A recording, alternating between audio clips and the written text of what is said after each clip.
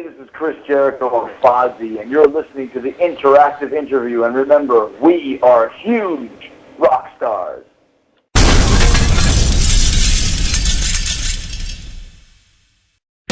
Interactive Wrestling Radio.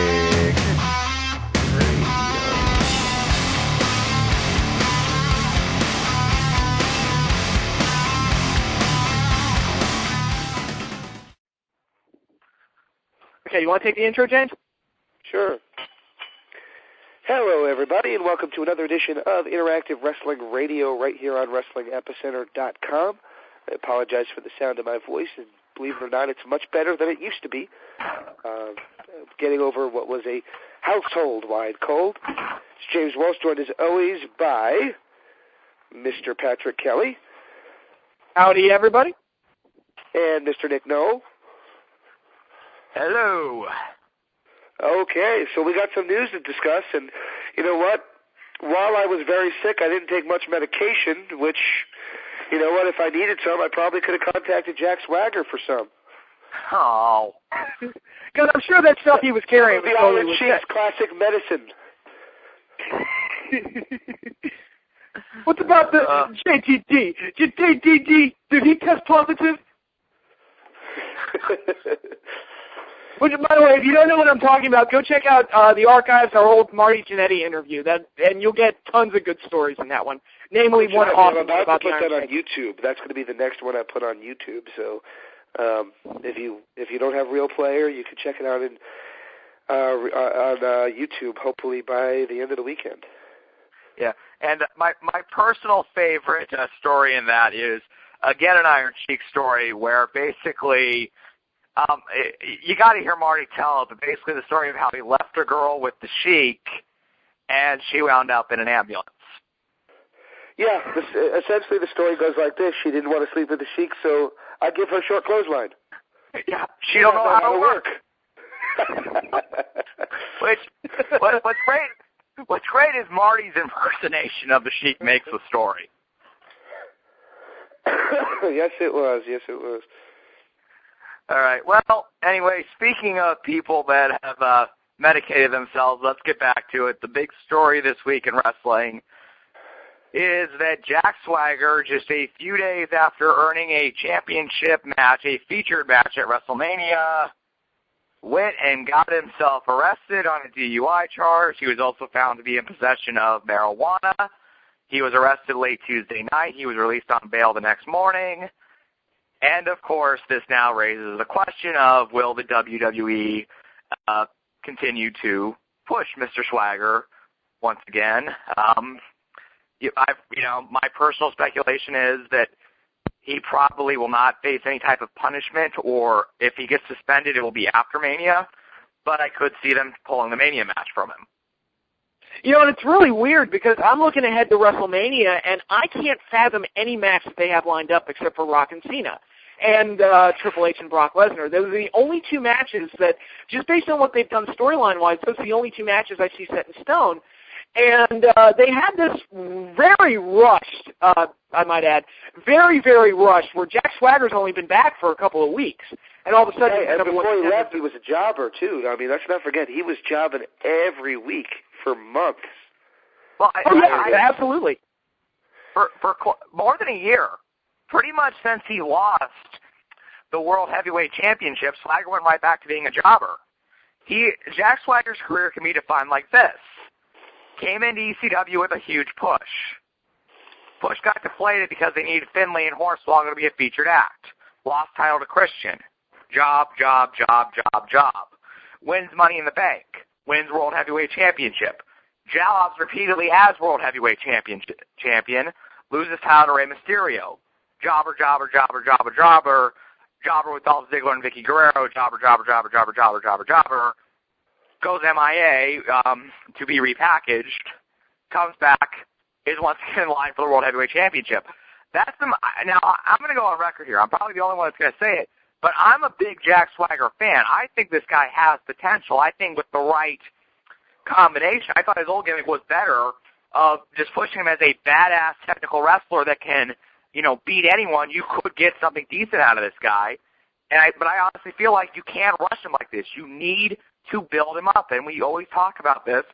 I do want to let Pat finish his point, but my point was he went from being basically a jobber to now being, I wouldn't say indestructible. Now he's just a, I guess he's supposed to be a bigot, but the problem is that they're not saying anything that's untrue. They're just saying something that's absolutely true in a slightly sinister way, and apparently that makes them heels. So, well, this coming from a person who lives in Arizona, so you know all about illegal immigration. Yeah, I more than enough. But yeah, we've talked about that ad nauseum on this show, though. Yeah. Well, I mean, I'll be honest. What they're saying swings a great deal closer to my own personal political beliefs than people that are kind of opposing it. That said, you know what? It's 2013, ladies and gentlemen. As I said a few weeks ago when people had a meltdown over CM Punk's comments, don't be such a fucking mark.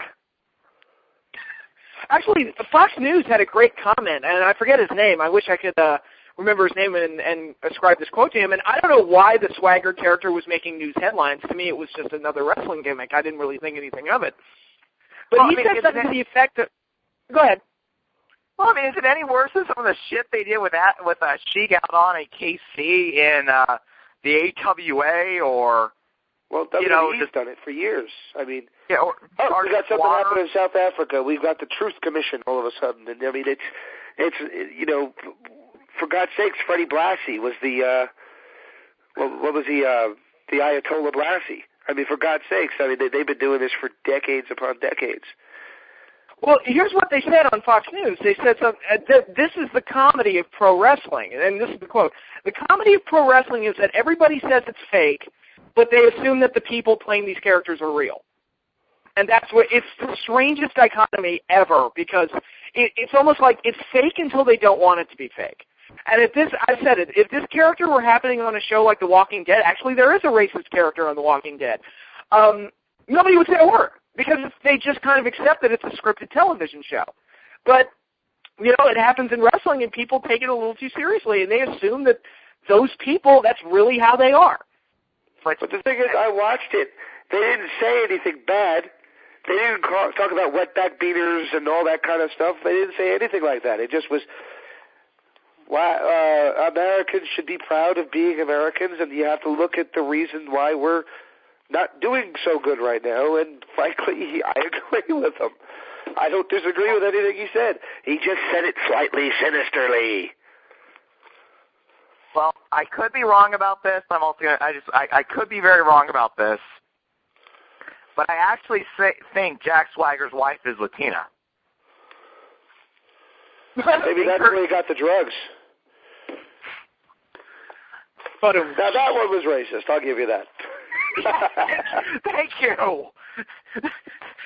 Ladies and gentlemen, I kind of wish sometimes this was like a podcast, like the Joe Rogan podcast, where you could see our faces as we're saying stuff.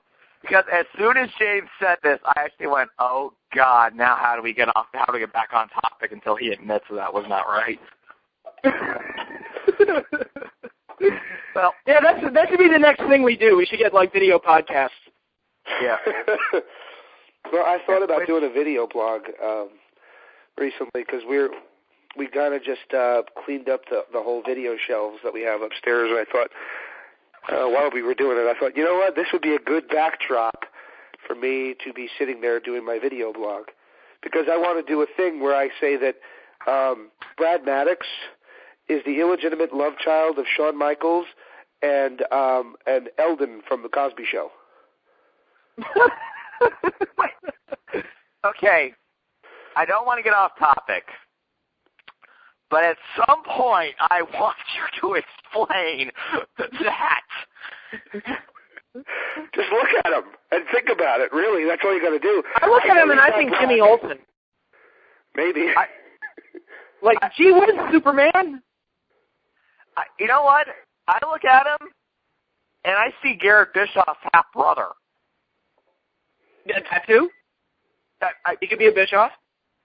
No, in the realm of possibly pissing off Hulk Hogan, has anybody ever noticed that Nick Hogan looks a hell of a lot like Bischoff? Yes. That's all I'm going to say. Well, there's talk that they've been into wife swapping, so, you know. Well, from what I understand, though, Nick was born, just so nobody says we're accusing anyone of anything, Nick would have been born a number of years before Hogan would have met Bischoff. Right. Bischoff was in the AWA, but he wasn't at that time.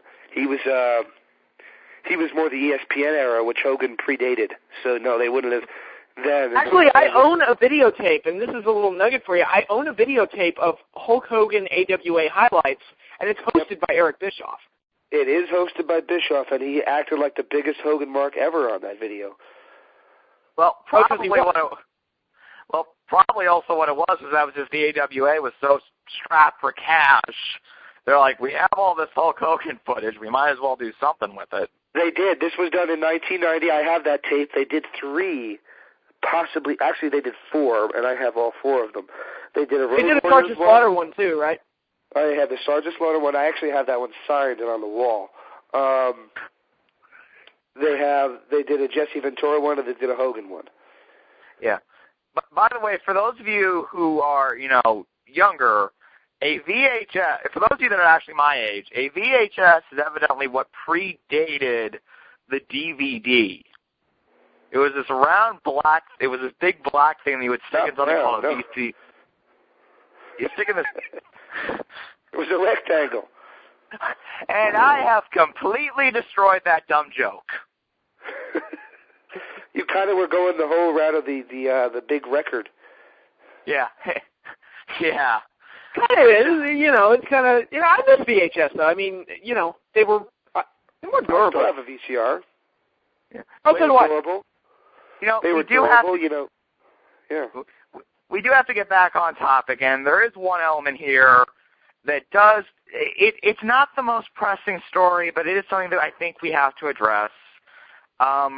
Everyone who by now probably has read it because James talked about it on our Facebook page, Zeth Coulter, better known as Dutch Mantel, who is now Jack Swagger's mouthpiece, tragically lost his granddaughter to a DUI driver. Now, right, to be perfectly his granddaughter Amelia, yeah, and he's been trying to pass Amelia's law in Tennessee, and not to make light of it, but he came up with a great line. He was in a room full of politicians, and he tweeted it. Well, not tweeted. He Facebooked a picture of himself around all these politicians, and he said, "Oh my God, if idiots were airplanes, I'd be at the airport." Yeah. Now, I do want to say this, and this is one of those things that I kind of know what I want to say, but I'm afraid the way I'm going to say it's going to make me sound like a total jackass. So I want to say I do not condone drinking and driving under any circumstance. I don't condone that behavior, and I honestly feel very bad for Dutch and his family, losing, their granddaughter like that, or, obviously Dutch's children, their daughter, and just how horrible that is. But Dutch Mantel is really not the one that, we should be concerned with. If he honestly has a problem working with Swagger, then the WWE needs to address it. But I wouldn't be surprised if they dropped Swagger from the angle and tried to put somebody else in there and just tried to find a new guy to play the bigot. That also said, a DUI should not be the end of this guy's career. I don't think anyone's going that far, but let's be honest, he's hardly the first pro wrestler to do something like this. I remember watching. Oh no, he's clearly not. Kurt Angle, Christopher Daniels. Christopher Daniels. The Hurricane. Wasn't Hurricane one too? Yeah, Hurricane, he was in a he actually did it and went off his motorcycle, and both he and his girlfriend were fucked up for a long time. Yeah. And then there's that infamous story about the Iron Sheik and Hacksaw Jim Duggan getting caught in the car together. Rob Van Dam and Taboo, that's another one. So yeah, I don't think it should be the end of his career. However, it might be the end of his time in the WWE, and I'll say that because, they just built a working relationship with Bruno Sammartino. And one of the reasons that Sammartino agreed to this was that he praised the WWE for their new drug policy, because that was one of his big problems with that company for a long time, was their lackadaisical attitude towards drugs, and now he's like, oh, he praises them for their new drug policy. Well, now this happens. Now you got to start asking, to appease Bruno and keep a working relationship with him, are they going to punish Swagger a little harder than they normally would? Well, and let's be honest, we saw it with Rob Van Dam when he got busted for having dope, and he was the WWE champion. He dropped the WWE title and the ECW title very quickly, and he was suspended for 30 days. Now, this is all secondhand accounts and everything that, so always take it with a grain of salt, but apparently the WWE wellness policy does give them the right to fire Swagger for this. Now, who knows? As I've often said, I like Jack Swagger. But you know what? This could be an issue. And also, just the general facts of life are, if you work for a company like the WWE that, has a lot of, press and does a lot of PR stuff and tries to position itself as, especially now, a family-friendly company that, is against bullying and against all this stuff, you might, lose your job for this because, hey, you know what? You got drunk and you went driving. There's a whole organization called MAD, Mothers Against Drunk Drivers, which, I don't want to go too deep into the story because it'd be distracting, but there was a NASCAR driver got busted for a DUI. They got his team to release that driver from his contract. So we'll see. I mean, yeah, it could be the end of Swagger's time in the WWE for now. They always could bring him back down the line, but this really could wind up costing the guy because, hey, he was a jobber, and now he had a chance to be part of a featured match at WrestleMania, and those don't come every day. Exactly, and, it's really weird how this all played out. It's like, wow, he might be gone as quickly as he came back. It's like, I'm not even used to having him back yet. He's already, there's talk that he might be gone. But I don't know. Like, they're going to have to throw something together for WrestleMania. It's going to be. I think it's. I want to get back to WrestleMania, but judgment call. Do you guys think he should be gone? My honest belief is that no. I think he should be maybe suspended. Now, I also understand that the wellness policy has a clause in it saying your punishment will not go into effect until we wrap up our storylines. They did that once with Rey Mysterio, where he was suspended, but he was brought back to drop the IC title to John Morrison. I personally don't think he should be gone because, again, a DUI is a dumb thing. You shouldn't drink, you shouldn't drive, but, look, let's not expect wrestlers to be saints. Now, I don't believe Swagger's ever been busted on the wellness policy, but I also think you could argue, okay, this is a strike, because he was also found to have marijuana, which I assume is banned under the wellness policy. Right. I'm more along the lines of that, considering, what some of the other guys have done and gotten away with. I mean, how many strikes Thornton had? Jeff Hardy, exactly. I mean, how many strikes some of the other guys had. So I think Swagger, I say suspend him, for the typical 30 days or whatever, whatever that is, and, take away his Mania spot, because obviously, they're going to have to come up with something there. But so punish him in that regard, but as far as letting him go and firing him, everybody else got a second chance. Why shouldn't he?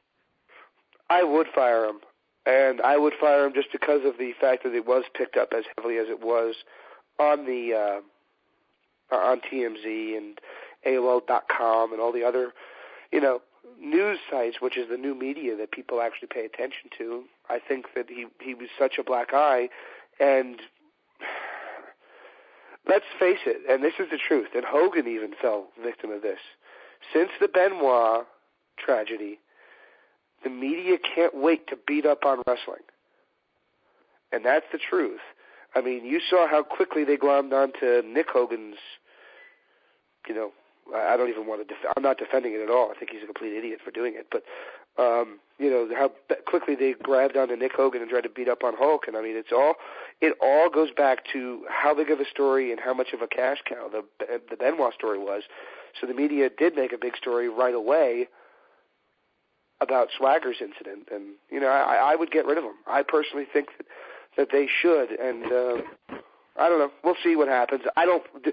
Do I think that they will? No, but I'd prefer that they did.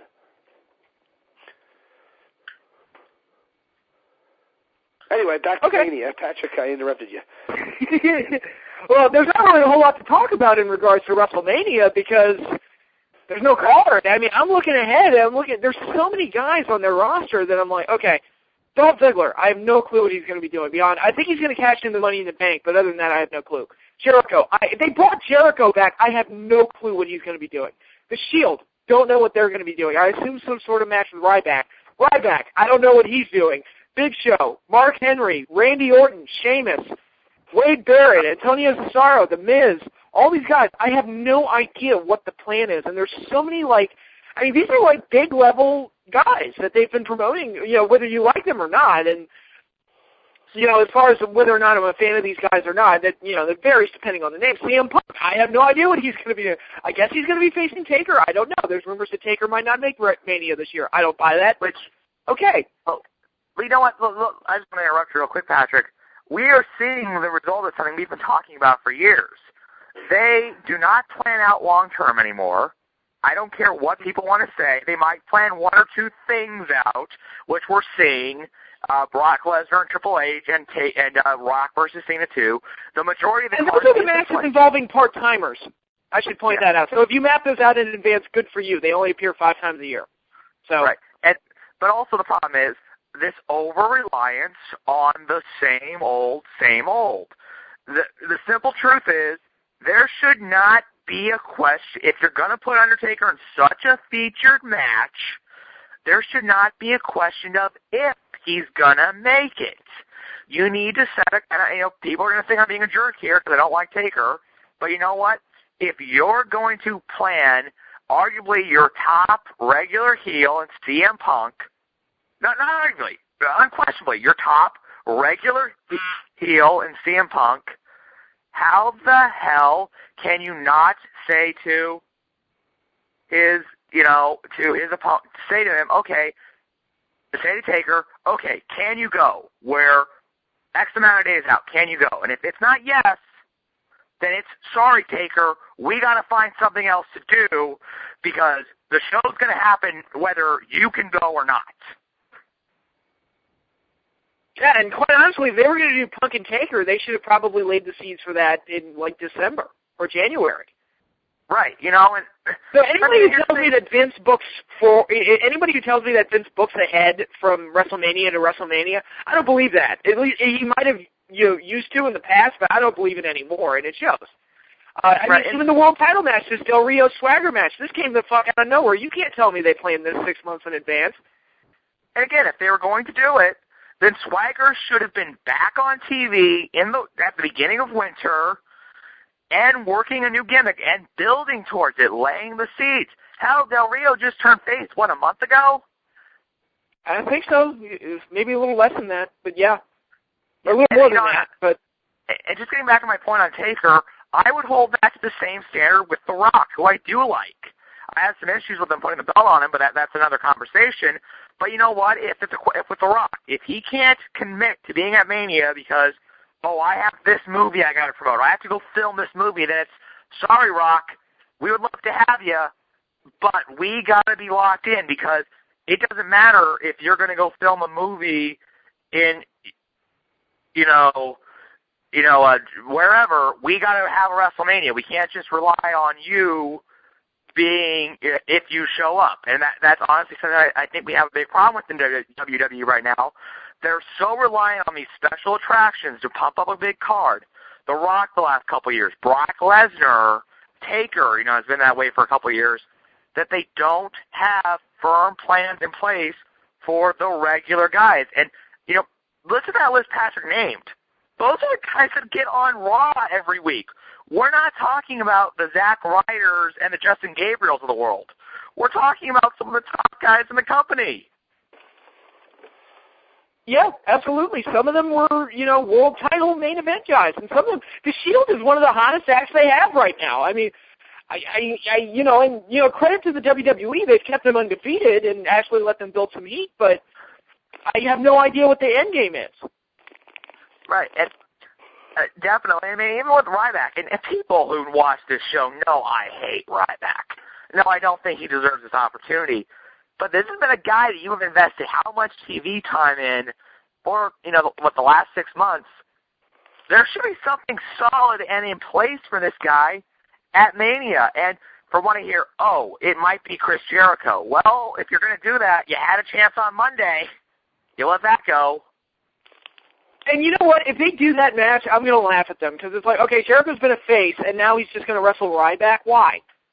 I mean, where's the build-up for this? I mean, I was thinking, months ago, I was like, you know what? They should probably do Ryback versus Lesnar. And I'm with you. I don't like Ryback. I think he's a Goldberg ripoff. It reminds me of the Renegade. But I'm thinking, okay, if you want to create your own Goldberg, and this is what you want to do, okay, here's what you can do. Here are the programs that you can line up for him to build him up to that point. And I thought him and Lesnar would be a good match to have in order, to have your Goldberg versus Lesnar match, which bombed at Mania 20, I know, but all right, there's your match. That's something you can look forward to and give to Ryback if you want to build him up to that point. But no, it's dead set. We got to have Triple H and Lesnar. That needs to be the match because, God damn it, we can't live without a rematch of that classic. Right. It's classic ego-saving booking where Triple H can say to people, well, hey, I put over Lesnar. Yeah, you put over Lesnar because you knew you were going to get your win back at Mania. Which, again, who cares if he gets his win back? What's the gain from that match? Let's be honest. The person that cares is Triple H. And ironically, this is the guy, and this is the group of guys, who were all over Hogan for wanting to get wins back in his career. And I'm not trying to be a Hogan sycophant here, but that's the truth. These are the guys who were all over other people about, the egotists and things like that. Well, what would you call what you are now? You're an old fart egotist. That's what you've become. You've become everything you said you hated. And quite honestly, the Clique, I mean, they practically ran the WWF in the mid-'90s. I mean, they were old, but... Yeah, I mean, listen to anybody that was on the roster at that point. They'll tell you horror stories about what the Clique used to do. Patrick, I mean, there's no practically about it. Even Vince McMahon says about Shawn Michaels, he got away with things I would never tolerate from anybody else. Well, and I don't really know why. Because, you know what, here's why. Because the company was dead in the water at that point, and Shawn was their best wrestler. It was him and Brett. So, yeah, I mean, they really couldn't afford to lose him. Yeah. Well, yeah, so, I mean, and unfortunately, I think we're kind of at that point right now with, and we don't see it as much from Cena. And, now I've heard some negative things about Cena, but not as much as, like, say, Shawn or different people over the years. But they're very much so relying on who they're relying on. And they're you almost could see a situation where if they wanted to, they could hold the company hostage. I mean, Triple H doesn't even have to hold the company hostage. He's running the damn company these days. It's his company. He doesn't have to hold anything. I mean, he doesn't have to pull a power play for anything. He wants it. He gets it. And that's just the way it is. He could SummerSlam 91. Any of these guys could pull a Warrior at SummerSlam 91. Yeah. I don't think any of them will because they do. I mean, these guys like The Rock. Rock's never really had, to my knowledge, has never really had a history of being a political backstabbing son of a bitch. He refused to work. He refused to work Michaels. Well, the reason for that is because he hates Michaels because apparently Michaels screwed him over. You know what? I'm a Shawn Michaels fan, and I do have some issues with The Rock not working with him, but there are some valid points to why he wouldn't work with Shawn Michaels. If it's true, I know Shawn. Even while Shawn was retired after the back injury, I know that Shawn tried to screw Rock out of a couple of WrestleMania main events too. Well, Mick Foley writes about it in his book how the original plan for one WrestleMania was going to be Austin versus Rock. Well, that was the main event for a couple of WrestleManias. Well, that was 15, right? Yeah, one of them. I can't recall the exact date. It might have been 14. But whenever Foley won the belt, 98. Foley won the belt, and they were going to switch the title to The Rock to go into Mania. Because Foley was so hot, they said, let's do a triple threat. And Shawn Michaels threw a hissy fit saying, oh, no, you can't have a triple threat at WrestleMania. It's just not right. It's just not right. So you think we should take Foley out of it? No, don't take Foley out of it. Take The Rock. He's not over. He was trying to convince people that it should be Austin versus Foley at WrestleMania, and The Rock wasn't deserving of being in that main event. Now, look, I like Steve Austin at that point. I like Mick Foley. Those two had some good matches. But there is no fucking way you're going to tell me that for that WrestleMania, the best possible main event you could do was one-on-one Steve Austin versus Mick Foley. No, everything you had built to at that point was Rock versus Austin. It had to be Rock versus Austin. And, Sean, you really must have been on drugs to try to convince people otherwise. And it's funny that he cares because you know what it is, and I hate to say this, you know, again, I feel like we're bashing on Shawn Michaels all the time because, you know, Shawn Michaels, he's a good person now, he's born again Christian and everything, and he's all good and he's retired and happy and everything, so, but, you know, the reason why he probably wanted Rock out of the picture is that with Rock as the top heel, without Rock in that spot, it would have been easier for Triple H to move up to that spot. Oh, absolutely. Yeah, because why else would Shawn care? And for anyone to deny it, look, Triple H and Shawn Michaels are best friends. Please don't try to convince us that Shawn didn't want Triple H to be in a better spot with him gone. Shawn will probably admit that he always wanted the best for Hunter, except for the time that Hunter squealed at him and admitted that he did pills backstage. But that's a whole different story. And believe it or not, back to this whole thing about like guys like you know, these guys like Undertaker, Triple H, or Rock, you know, holding the company hostage a la Warrior. That's not going to happen given their positions within the company and the working relationships that they have with the company. I mean, Undertaker's a god in the WWE. He's not going to pull anything because he can do whatever he wants. You know, whatever he wants, he's going to get. I mean, that's just the way it is. The only one I could potentially see doing that, like kind of walking out on them, is Lesnar, because I don't think he's loyal to the brand. Well, he did it once before. Yeah, he did.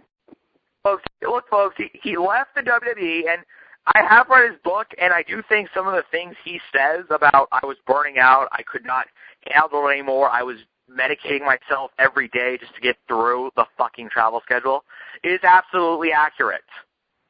But at the end of the day, this is a guy who said, "Oh, I'm going to go be in the NFL," even though he hadn't played high school football. Why? Because that was going to make him a lot of money. And yeah, I give him credit because he actually was the UFC heavyweight champion. But that was the thing that probably allotted him the most money at the time. Now that he's had some physical issues with his, intestinal problems and can't fight without he can't take a big body shot. Watch the Alistair Overeem if you doubt that. WWE allows him to make the most money. He's not going to be the guy that's satisfied being Chris Jericho trying to work his way up in acting and doing hosting responsibilities. He wants the big paycheck. And right now, this is probably the best paycheck he can it definitely is the best paycheck he can get. And this is a guy who admits he hates to travel. He enjoys spending most of his time at home with his wife and kids. WWE pretty much allows him to do that. He comes in, works a few high-profile events, makes a ton of money, and can be Farmer Brock the rest of the year.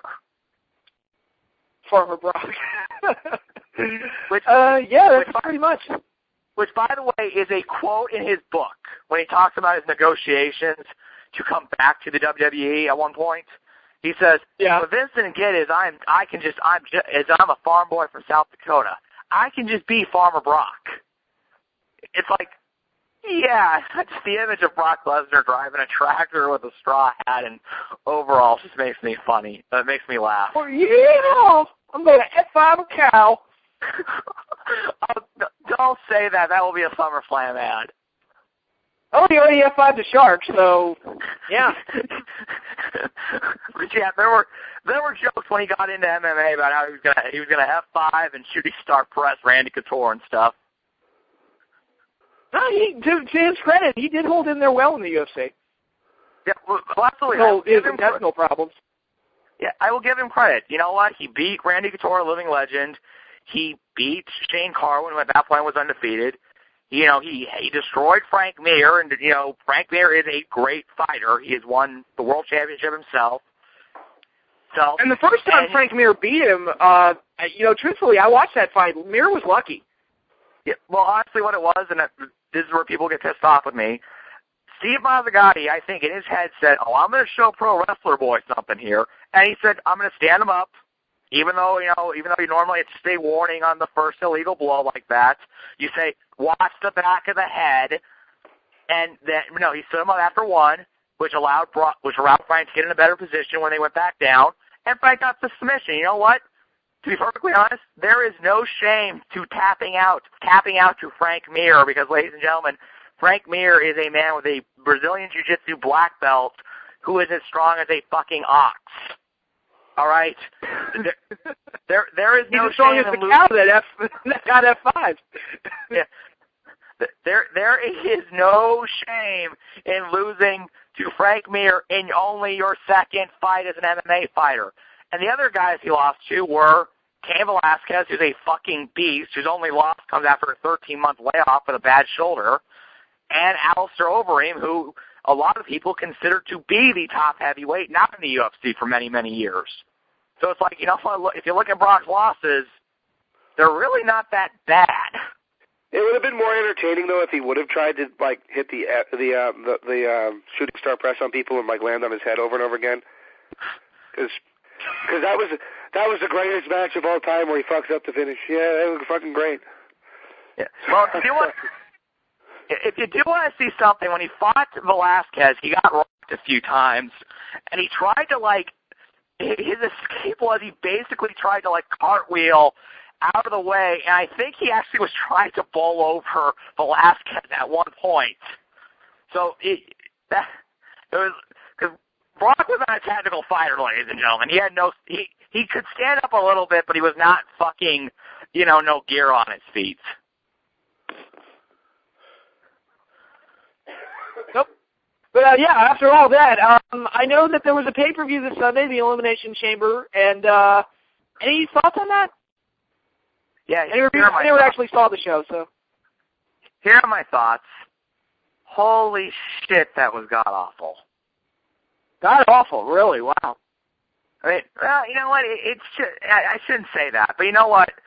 I think, with the exception of Eddie Guerrero winning the WWE Championship, there has never been a year where the February pay-per-view has been like, oh, yeah, that was great. I was so glad that happened.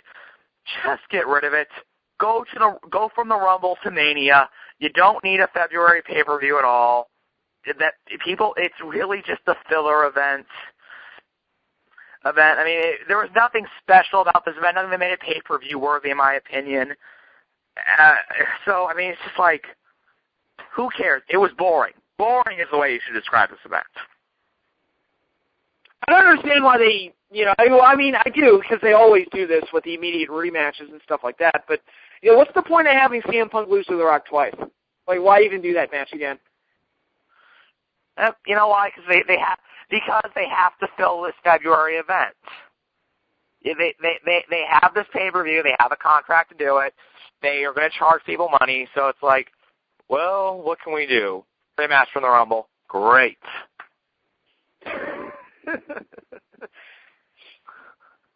I mean, it's just, seriously, would you guys agree that outside of the year Eddie won the title at No Way Out, in the history of this February event, going back to the In Your House days, has there ever been one that you were like, yeah, definitely, that was a memorable pay-per-view, and that was, where it really felt like it mattered, like it added that much to the build to Mania? I've got two. 2000 with the Cactus Jack Triple H Hell in a Cell match, because that was a big one in building Triple H's heat to WrestleMania. It's like, oh, he retired Foley. That's so sad. Of course, Foley ended up working Mania anyway, but the match itself and everything, how that came off, that was very good. And 2001, which also had a Triple H match that I really liked, that Austin Triple H 2 out of 3 falls, 3 stages of hell or whatever that was called. That was an excellent match, and that really, that was just a very good match, really. And Rock won the title from Kurt Angle, which set up, Rock versus Austin at Mania. Okay, I will give you those two. Those two, but also, you know what? That was at a time where the WWE was really clicking on all cylinders. I mean, I just honestly believe this. It was part of the reason why I was happy. Oh, you know what? I just thought of another one. Again, another one from the Attitude Era, 99, when Austin faced McMahon in a steel cage. I mean, it was a squash match, but that was the match that they set up brilliantly, and it was a match that needed to happen. Right. Okay, again, those work. So we and then I had full, like I said, Eddie versus Eddie winning the title from Brock. That's 4 out of how many years if we include the In Your House days? They've been having them since 96, so, 14, 17 years? Yeah, so, I mean, and, look, those matches were great, and they did add something. But you know what? You also could have done like a special on like prime time. Done like a prime time wrestling thing to do some of those matches. Now I wouldn't want to give away Austin versus Rock, Austin versus McMahon on free TV, but it's just like I just honestly believe that the Mania would feel special if they didn't have another pay-per-view between the Rumble and Mania. It's kind of like it'd kind of be like if they played a third place game in the NFL. Yeah, I agree with that. Actually, what my comment has always been, if there were 2 pay-per-views that WWE could afford to drop, it's the February pay-per-view and the pay-per-view that follows WrestleMania. Those are the 2 that you could afford to drop, and I think it gives WrestleMania a lot of room to, A, leading into it to make it feel more special and build anticipation, and B, coming out of it so where it is a more expensive pay-per-view, but there's more time in between Mania and the next one, so the financial hit isn't as bad, because how many people, I can't imagine too many people being like, man, I got to see Extreme Rules now, because, unless they've got something like Cena versus Brock last year, it really is mostly just Mania rematches, so why would I put down top dollar for Mania just to watch a bunch of rematches 3 weeks later? Right.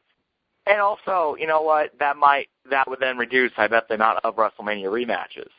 Because you now have more time, you can probably move on to new stories and build them properly. I think a big part of the reason that they do so many Mania rematches is that next pay-per-view comes so short after Mania. Oh shit, what do we do? Mania rematches. Because, yeah, you're right. Yeah. Most of the time, whatever you call the pay-per-view after WrestleMania features basically just features WrestleMania Part 2.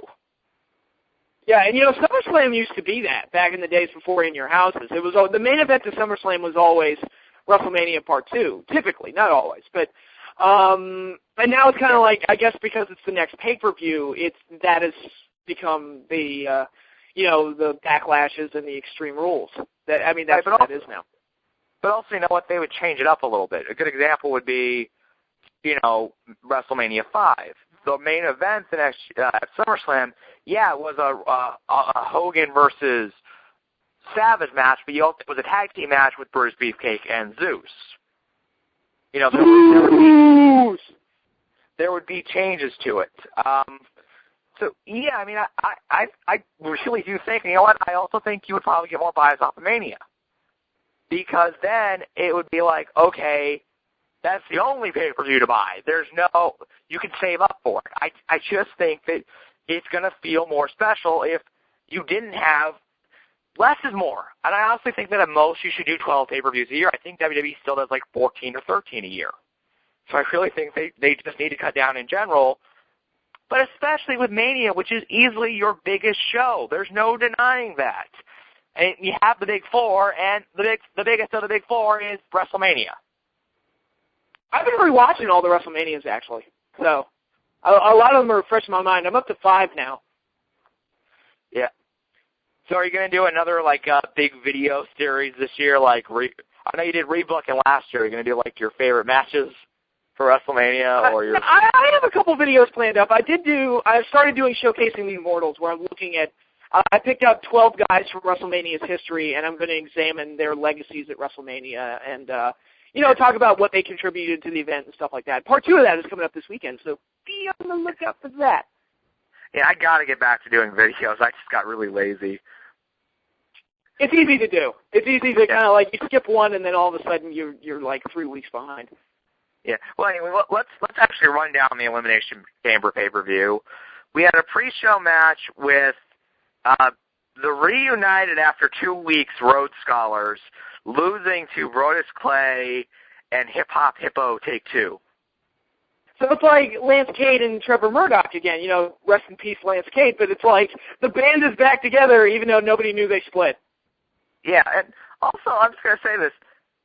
You already tried a hip-hop dancing gimmick with Albert. You did it with Scotty 2 Hotty as his partner. Why are you going back to it now? That's what they do with their monster gimmicks. When their monster gimmicks don't work, they turn them into dancers. They did it with Vladimir Kozlov. They did it with Great Khali. They're doing it with Tensai. That's just what they do. It's like, oh, well, if they don't work as a monster, we can make them a dancer. Because dancing big people are funny. Yeah. Oh, boy. Yeah, Tensai and Clay pick up the win. And you know what? I think that's going to be our tag title match at Mania. Hell No versus Tensai and... No, I think that'll be on TV. Because I think the Mania match is going to be Daniel Bryan versus Kane. Maybe. Yeah, that's probably more accurate. Anyway, getting on to the pay portion of the show, we opened it up with the World Heavyweight Championship match, Alberto Del Rio versus Big Show. And one thing I got to point out about this match was in almost every promo, well, not almost every promo, but a number of times it was brought up that Big Show was upset that he had never been pinned by Alberto Del Rio. And Alberto Del Rio beats him with the cross arm breaker. Now, yes, he beat him cleanly with a finishing move. But when you keep saying the word pinned, and then you have him win with a submission, I'm kind of still thinking, so is Big Show still going to have a point? I'm still trying to figure out how they go from a last man standing match to a regular match. How do you go from a gimmick to a non-gimmick? Because it's WWE. It's WWE in 2013. They did 2 last standing matches for this feud, and they were the first 2 matches in the feud. The feud ends on a non-gimmick match. That's just what they do now. They wanted to pop the rating for a SmackDown, and then they wanted to add extra heat to the Rumble match for some reason, and they're like, oh, we really don't need a stipulation this time because we did the storyline with Ricardo getting beat up. Yeah, that sounds about right. Yeah. Which, by the way, I want a Ricardo cam showing him in the corner at all times. Because because you know what? He's the most interesting thing to watch when Del Rio wrestles. His reaction. I actually like Del Rio as a babyface. He's a lot better as a babyface than he ever was as a heel, but I still don't care all that much about the world title, and that's a problem. But what's in after this? Up next was Antonio Cesaro versus The Miz. Yeah, this was a match that got thrown together because Miz needed something to do. Cesaro retains his championship via DQ. They done the thing a few leading up to it where there was kind of a story where a pretty decent spot where Cesaro picked up Miz and literally swung him doing the giant swing into the guardrail, which I've seen him do on the independent circuit with a few guys. And it does show how strong he is, but, it's just like Miz as a babyface isn't working. I don't know if it's just that he just cannot be a babyface, or if it's just, but I also think a big part of it is just, it's a 2013 WWE babyface. They just, their idea of being a good guy is, hey, I'm a good guy now, everybody cheer for me. Yeah, pretty much. I saw the match they had the next night on Raw, and it was pretty bad. The no DQ match, and it was like, oh, Miz wins, hooray, so whatever. Yeah. And and by the way, the Miz's finisher should not be the figure 4. I agree. It just doesn't working. It wouldn't fit his gimmick to begin with. And you only did it because you wanted Ric Flair to show up. Well, apparently now that storyline's over, so let's move on. I agree. Yeah. All right, then we had the name match for this pay-per-view, which, the Elimination Chamber, which was apparently the big thing you were selling this match over. It's the third match on the card. Jack Swagger, Kane, Mark Henry, Randy Orton, Daniel Bryan, and Chris Jericho. The Elimination Chamber, to me, just is not, it can only be interesting if the right guys are in there. And Kane, Mark Henry, and Randy Orton are not the right guys for me. I just don't. I think Mark Henry, they made him look like a monster in there. Yeah, but they've been making him look like a monster now how many years? It's like they always want to build him up into this big, dominant monster, and it's still just Mark Henry at the end of the day. And, it's just like, we talked about the Renegade earlier, where they always just, like, remember when the Renegade lost the TV title and Jimmy Hart just said, "You're no Renegade, you're just Rick." That's kind of how I wanted to say about Mark Henry. You're no monster, you're just Mark. You're just the big Olympic weightlifter that has been failing at every attempt to get you over since the day you signed a contract in 1996. You're coming up on 20 years in the business, and all of them have been failures. Hey, he's been in the WWE for 17 years. I mean, Jesus. But yeah, again, I don't care about the world title, and it just, Swagger winning this match seemed extremely rushed given the current, the fact that he just came back 2 weeks ago, and yeah, I don't really have a whole lot to say about this. I just don't care about the world title, so I wasn't even all that invested in this to begin with. Yeah, I mean, it does just say a lot that this, if you're going, and I said this earlier, if you're going to have Swagger be the number one contender for WrestleMania, he should have been on TV weeks ago being built up. It's simple logic. If you got to build a guy to make us believe that he's a threat. And you know what? Yeah, you're giving him wins now, but it's like, it's too little too. I mean, you're going to get some cheap. Or if they were going to build Swagger to the title, it might be a moot point now given the current situation, but if they were going to build him to the title, they probably should have held off until SummerSlam. Right, or you know what? I do think leaving is good for him and that it can refresh his character. He didn't have to be gone that long. Get him back in November. Have him start winning again. Simple enough. Yeah, so anyway, Swagger won. There were maybe some somewhat decent spots, but nothing that made you go, "Oh, wow, that was definitely worth it." I think part of that was just that they kind of lacked the Kofi Kingston or the John Morrison guy to do the big spot. Okay. All right. Then up next was John Cena, Sheamus, and Ryback versus The Shield. Now, what was the Elimination Chamber match? I had an idea to make like a War Game style Elimination Chamber match with these 6 guys. That should have been what they did. I mean, I don't like Cena and Ryback. I kind of like Sheamus, but that would have been a good idea. Do the 6-man elimination, do it War Game style. People like that kind of match, but they didn't do it. And, you were basically just expecting it. Hell, up until the end, I was still expecting Booker T or Vicky Guerrero to come out and do that stipulation. But no, we don't get it. Yeah. Now, I will give the WWE credit. They actually had the Shield win and go over, which I was like, oh my God. My exact post was, "It's cold in hell right now. Pigs are growing wings, and my sister just gave birth to a monkey, making me an uncle." Yeah, I was surprised. Which, by the way, yes, I stole that joke from Doug Walker. Good for you. Hey, if you're going to steal from somebody good. Well, no, some people have said in my videos I come off like the nostalgia critic sometimes, which I'm like, that is way too big a compliment for me. But, yeah, I heard the Shield, and the next night on Raw, they won their 6-man tag as well. The Shield looks really good, and they've actually, every time they do wrestle, they don't wrestle much. They've only had 3 matches. They win, and they constantly get over on baby faces. I'm like, well, there you go. That's how you build heels. Exactly, and hopefully they'll keep it going. And I liked how they did it, where you had it set up like, oh, it's going to be, Cena was doing his thing, the attitude adjustment. Ryback was hitting the, shell shock, and then bang, Reigns comes in, hits the spear, and I was really rough on Roman Reigns, and in his current role, he's winning me over as the muscle, as the big guy. I was kind of afraid they were going to try to make him the leader. It doesn't look like they're going that route. I say that, and next thing you know, he will be the leader, but they're doing well with this gimmick. I like Ambrose. I like Rollins. I think now Reigns does have some potential if you don't rush him along too quickly.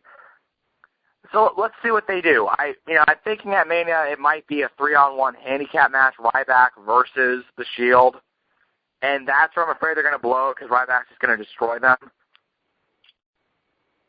That would be weird because they've pretty much shown up to this point that he can't beat them 3-on-1. They've pretty much made that point, so that would be a weird match to have. But whatever they do, they do.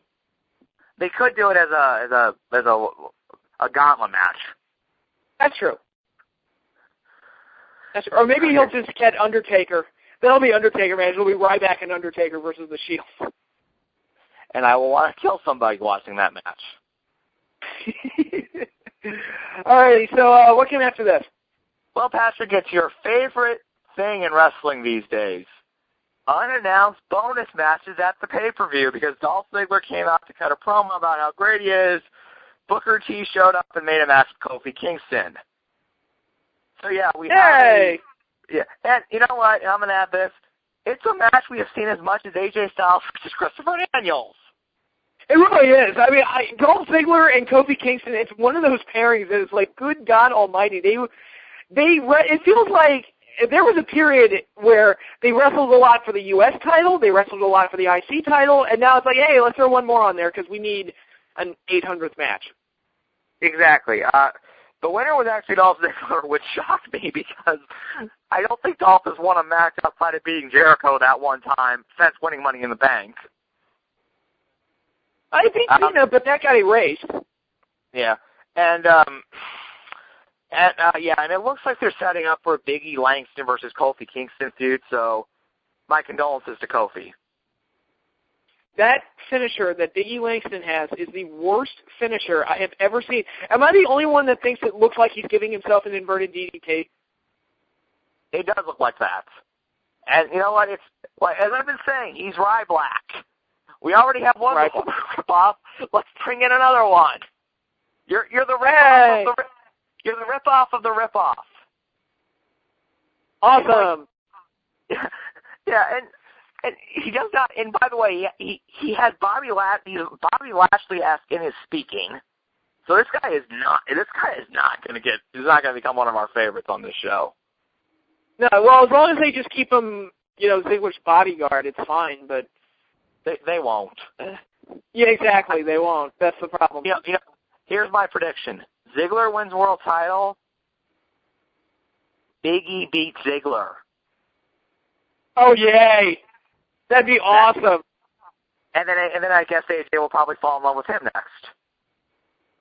Hooray! But yeah, was there a women's match on the show? You mentioned AJ. That reminded me. Was there a Divas title match? Yes, and that was actually next up on the card. It was Caitlyn, the girl who I will give an attaboy to because she has potential. She's trying so hard.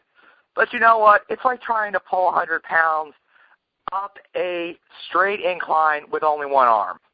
Or trying to win a Super Bowl with Bill Callahan as your play caller. She's a horrible Yeah, which, by the way, you're going to love next season, Patrick, because Tony Romo will become the first quarterback to throw for negative yards. I hope so. I would be happy with it. I am stunned that the Dallas Cowboys are bringing him back. That's like, they're going to they hitch their wagon to it, so okay. Well, you know what's even worse? They have hired the worst coach in the history of Nebraska football, the only coach to have consecutive losing seasons, a coach who every player he's ever played for hates him, a guy that people have said does not work well with people and thinks that he's smarter than everyone in the room. That's just what you want with a head coach that's kind of on the hot seat in Jason Garrett. Oh, dear Lord. But you know what? That's Jerry Jones, ladies and gentlemen.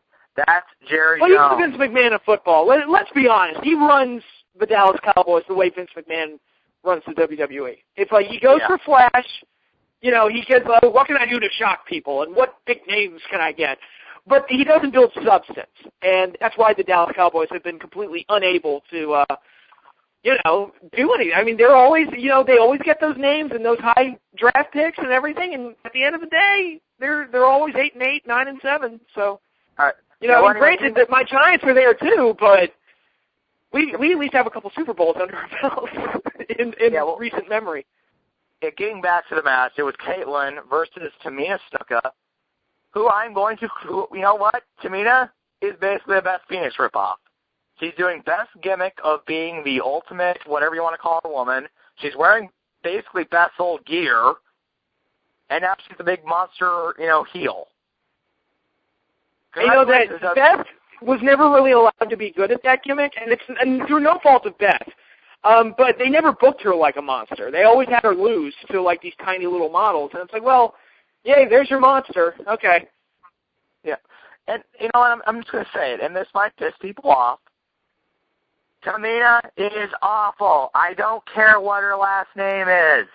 If one thing pro wrestling has shown me is that sometimes talent skips a generation. She doesn't have it. She's not good enough. Snuka may be one of the greatest legends of all time, but both of his kids blow. And no, you're not going to convince me that she's over. I don't want to hear, oh, well, she's different. You know what? That's not enough to win me over. Let's be honest. None of the divas are over. I mean, as far as the whole division is like, who gives a crap? Also, you know what? It's also just like this. Tamina is just bad. Tamina makes me long for Eve. I'll say it. I miss Michelle McCool. Michelle McCool. What was that? Yeah, I mean, at least Michelle attempted to copy from people that had talent. I shouldn't say it like that. At least Michelle kind of got the moves right eventually. So far, all Tamina can do is her father's splash. And no, one big flashy move is not enough. Okay? Now, let me ask you this. Is she Alicia Fox bad? She makes Alicia Fox look like Trish Stratus. That is pretty harsh because Alicia Fox, and I'm stunned she still has a job, but I've seen her work a couple of times, and I cannot tell you how many times I've just cringed. It's like it's not just that she's bad; she's dangerous.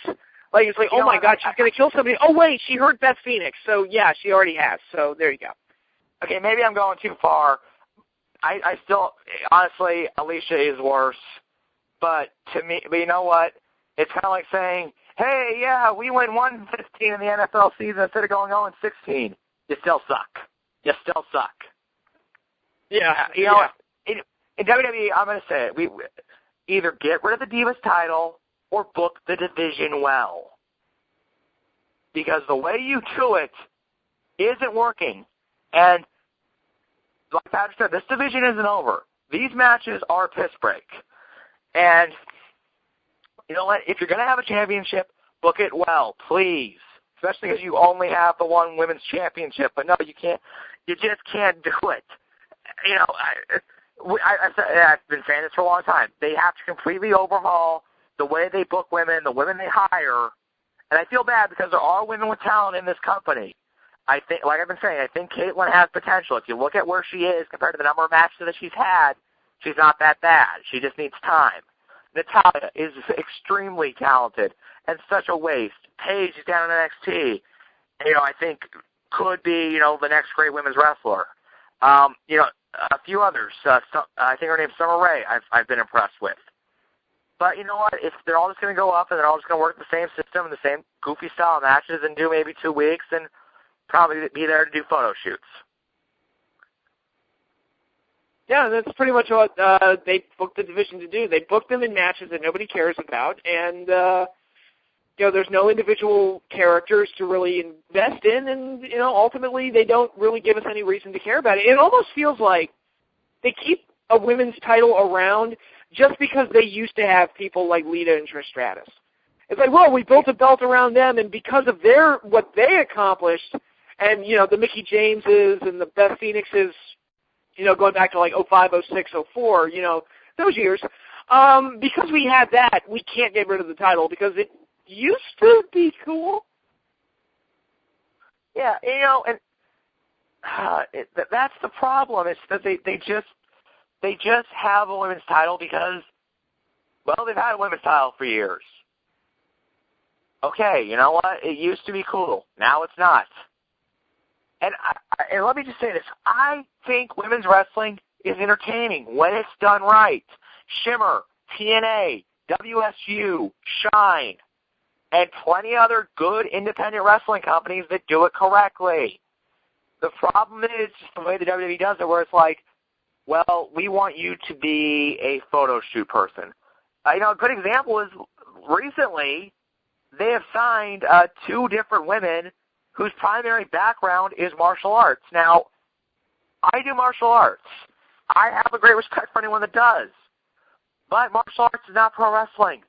So, yeah, you might be good physically at one thing, but there's a huge difference between doing Taekwondo or Muay Thai and getting in a wrestling ring. It's 2 completely different things. It's apples and oranges.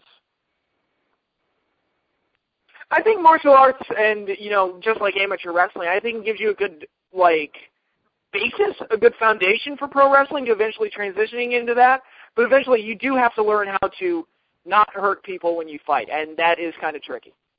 Right, and also there's the other element of playing to the crowd and, working the crowd and working a gimmick, and those are the little differences. And it's the same way with, football, A lot of pro wrestlers have been football players. It's a good base, but there's a but just because you can play football doesn't mean you can be a pro wrestler. Right. Was that it? Do we have the main events coming up? Rock and CM Punk? Yeah, Rock versus CM Punk for the WWE Championship. And this match was handicapped to begin with because we all know it's going to be Cena versus Rock. So it was all. There's no drama to it. There's just no drama going into this match because they're going to go for it again. Hell, they had the graphic up less than 5 seconds after the end of the match, it felt like. Well, they're even they're saying it's Cena versus Punk next week for the WrestleMania spot. I'm like, does anybody honestly think that Punk is going to win that match? Yeah, I get there's now speculation that because Taker might not be good to go, Punk will be added. But they might have to do that. Yeah, but come on, we all knew that Rock and Cena was going to be the main event. That's the plan. So, it just kills any drama you have going for this matchup. Yep. Yeah, absolutely. I agree. Well, it's one of the reasons I didn't really care about a rematch because it's we know Punk's not going to win the title, so what's the point? Right, and The Rock and Punk and Heyman, they tried, but, it's like when you're starting in a hole, it's hard to dig your way out of it. Yeah, I understand that. So that's it. That's Elimination Chamber. The pay-per-view that I didn't see, so, yeah. Yeah, pay-per-view you didn't see, and a pay-per-view I kind of wish I had. And if people that wonder why I do watch these things, it's simple. I believe that if you're going to review something, you actually have to watch it. Yeah. And sometimes the only way I can get through it is I have to rant and rave and make dumb jokes. Isn't that what we all do? Yeah. Well, hey, going back to it, Doug Walker makes a career out of it. There you go. But, I think that's all we have for tonight. Thank you, James Walsh, for joining us early on, and thank you, Nick, for being on the line with me here. And thank you, everyone, for listening. We will be back for more from WrestlingEpicenter.com, the Interactive Wrestling Radio, and all the other 10 different names that we have. I am Patrick Kelly saying good night, everybody, and enjoy your week.